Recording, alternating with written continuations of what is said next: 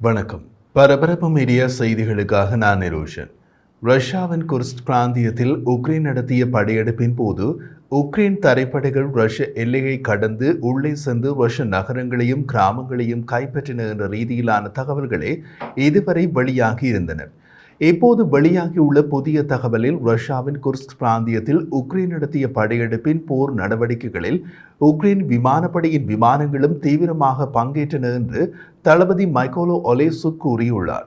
இது உக்ரைன் படையெடுப்பால் ஏற்கனவே அவமானம் அடைந்துள்ள ரஷ்யாவை மேலும் அவமானப்படுத்தக்கூடிய ஒரு தகவல். அதாவது ரஷ்யா தமது தேசிய பாதுகாப்பையும் இறையாண்மையும் காப்பதற்கு செய்திருந்த வான் பாதுகாப்பு ஏற்பாடுகளையும் உக்ரைன் ஏமாற்றி ரஷ்ய வான் பகுதியில் பறந்து தாக்குதல் நடத்தியுள்ளன. உக்ரைன் விமானங்கள் ரஷ்யாவுக்குள் தாக்குதல் நடத்திவிட்டு பத்திரமாக உக்ரைனுக்குள் திரும்பி சென்றுள்ளன. இதில் ரஷ்யாவுக்கு பல அவமானங்கள் உள்ளன.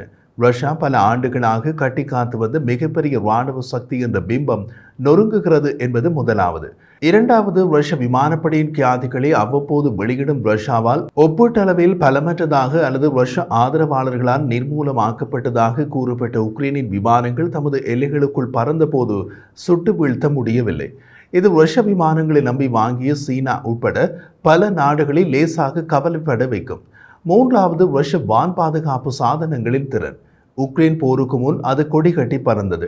உலகிலேயே ஒப்பற்ற வான் பாதுகாப்பு சாதனங்கள் ரஷ்ய தயாரிப்புகள் தான் என்று சில ஊடகங்கள் கூறியதை நீங்களே கேட்டிருப்பீர்கள். ரஷ்யாவில் S-400 வான் பாதுகாப்பு சாதனத்தை வாங்குவதற்காக துருக்கி தமது F-35 விமானங்கள் இழக்கவும் தயாராக இருந்தது. அந்த S-400 வான் பாதுகாப்பு சாதனங்களால் கூட உக்ரைனிய விமானங்கள் ரஷ்ய வான் பகுதிக்குள் வந்ததை தடுக்க முடியவில்லை என்பது ரஷ்யாவுக்கு பெரிய சேதத்தை ஏற்படுத்தும். S-400 வான் பாதுகாப்பு சாதனத்தை இதுவரை வாங்கியவர்களை தவிர புதிதாக யாராவது வாங்குவார்களா? இப்படி ஏகப்பட்ட பிரச்சனைகள் ரஷ்யாவுக்கு ஏற்பட்டுள்ளன. கதை இப்படி கந்தலாகும் என்று முன்பே தெரிந்திருந்தால் புட்டின் உக்ரைனுக்குள் படைகளை அனுப்பியிருக்க மாட்டார். அது மூன்றாவது. நான்காவது, ரஷ்யா தமது ஆதரவாளர்களையும் ஆதரவு ஊடகங்களையும் எப்படி தக்க வைத்துக் கொள்ளப் போகிறது? ரஷ்ய ஆதரவாளர்களில் வெவ்வேறு நிலையில் உள்ளவர்கள் உள்ளார்கள் என்பது ரஷ்யாவுக்கு ஒரு அனுகூலம். ரஷ்ய போரை ஆரவாரமாக ஆதரித்தவர்களில் பலர் ரஷ்யாவால் உடனடி வெற்றி பெற முடியவில்லை என்று தெரிந்த போது துணுக்குற்றார்கள்.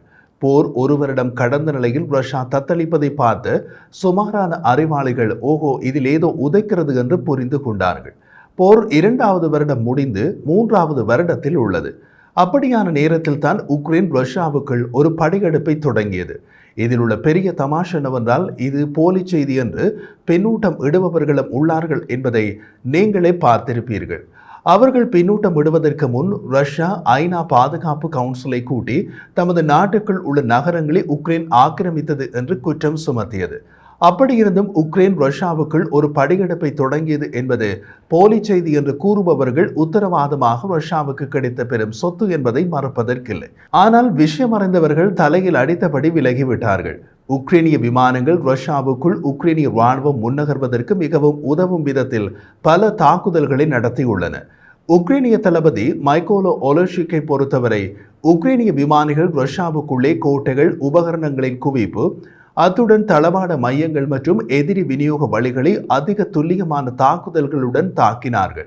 அங்கிருந்த ரஷ்ய துருப்புகளின் உதவிக்கு மேலதிக ரஷ்ய துருப்புகள் வர முடியாதபடி அந்த இடங்களை இணைக்கும் ரஷ்ய பாலங்களையும் உக்ரைன் விமானிகள் உடைத்தார்கள்.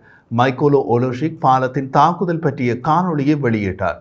ரஷ்ய கூட்டமைப்பின் ஆயுத படைகளால் ரஷ்ய கூட்டமைப்பின் குர்ஸ்க் பிராந்தியத்தில் உள்ள குளுஷ்கோவோ கிராமத்தில் சீம் ஆற்றின் மீது ஒரு பாலம் அளிக்கப்பட்டது மற்றும் அருகில் உள்ள கிராமமான ஸ்வானில் உள்ள சீம் மீது மற்றும் ஒரு பாலத்தின் மீது தாக்குதல் குறித்து ரஷ்ய ஆதாரங்கள் தெரிவித்தன.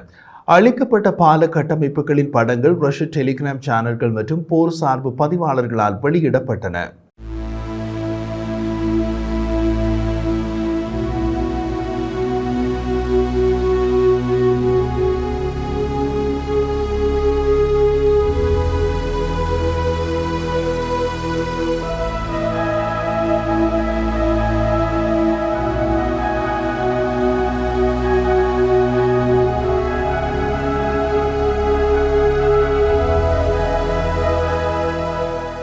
சீம் நதியின் ஒரு பகுதியை உக்ரைன் படைகள் கைப்பற்ற முயற்சிப்பதாக கூறப்படுகிறது. உக்ரைனிய படைகளால் ஆக்கிரமிக்கப்பட்ட பாலம் குளூஷ்கோவோவின் கிழக்கே அமைந்துள்ளது. குர்ஸ்க் பிராந்தியத்தில் இந்த பகுதியில் உள்ள சீம் நதி மேற்கில் ரஷ்ய உக்ரைனிய எல்லைக்கு குளூஸ்கோவோ மற்றும் ஸ்வான் வழியாக பாய்கிறது. ரஷ்ய கூட்டமைப்பின் குர்ஸ்க் பிராந்தியத்தின் கவர்னர் ஒலெக்சி ஸ்மிர்னோவ் பாலம் அளிக்கப்பட்டதாக தமது டெலிகிராம் சேனலில் எழுதினார். பாலங்கள் ரஷ்ய துருப்புகளால் தளவாட வழிகளாக பயன்படுத்தப்படலாம் என்பதற்காகவே அது உக்ரைனிய விமானங்களால் தாக்கப்பட்டது என்றும் அவர் குறிப்பிட்டார். ரஷ்ய தரப்பின்படி ஆகஸ்ட் 6ஆம் தேதி உக்ரைன் ராணுவம் ரஷ்யாவின் குர்ஸ்க் பிராந்தியத்தின் எல்லைகளுக்குள் நுழைந்தது. அன்று முதல் இன்று வரை அந்த பகுதியில் போர் தொடர்கிறது.